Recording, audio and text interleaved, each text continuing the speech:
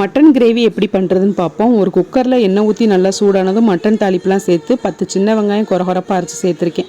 கலருக்காக 1/4 டீஸ்பூன் அளவுக்கு காஷ்மீரி சில்லி தூள் சேர்த்து நல்லா வதக்கிட்டு 2 ஸ்பூன் அளவுக்கு இஞ்சி பூண்டு பேஸ்ட்டு, ஒரு தக்காளி, கொஞ்சமாக மல்லி இலை, 2 பச்சை மிளகா நல்லா வதக்கி விட்டதுக்கப்புறம் 1/2 ஸ்பூன் அளவுக்கு பட்டகரம் மிளகாய் தூள், கொஞ்சமாக உப்பு சேர்த்துக்கலாம். இது கூடவே 4 ஸ்பூன் அளவுக்கு மட்டன் தூள், 2 ஸ்பூன் தனி மல்லித்தூள், 1/2 ஸ்பூன் அளவுக்கு தனி மிளகாய் தூள், 1/4 டீஸ்பூன் மஞ்சள் தூள் சேர்த்து இந்த மசாலா வதங்குறதுக்கு தேவையான தண்ணி சேர்த்து நல்லா இதை வதக்கி விட்டுக்கணும். கூடவே 1 ஸ்பூன் அளவுக்கு ஒரு தயிர் சேர்த்துட்டு நல்லா வதக்கி விட்டுக்கணும். இதில் இருந்துட்டு நல்லா எண்ணெய் பிரிஞ்சு வரும். இந்த டயத்தில் கழுவி வச்சிருக்க மட்டன் எல்லாமே சேர்த்து அந்த மசாலா எல்லாமே மட்டனில் படுற மாதிரி பரட்டி விட்டதுக்கப்புறம் மட்டன் முழுகிற அளவுக்கு தண்ணி சேர்த்து மட்டனுக்கு தேவையான அளவு உப்பு சேர்த்துக்கணும். இதை குக்கர் மூடி போடாமல் சும்மா நார்மலாக மூடி போட்டு 10 நிமிஷத்துக்கு நல்லா கொதிக்க விட்டு கொதிச்சதுக்கப்புறம் கொஞ்சமாக மல்லி இலை சேர்த்து குக்கர் மூடி போட்டு ஒரு 8லேருந்து 10 விசில் வச்சு எடுத்தோம்னா சூப்பரான மட்டன் கிரேவி ரெடி. இது சாதத்துக்கு சப்பாத்தியோடலாம் சாப்பிட அவ்வளோ டேஸ்ட்டாக இருக்கும். கண்டிப்பாக ட்ரை பண்ணி பாருங்கள். நெக்ஸ்ட் வீடியோவில் பார்க்கலாம். பாய்.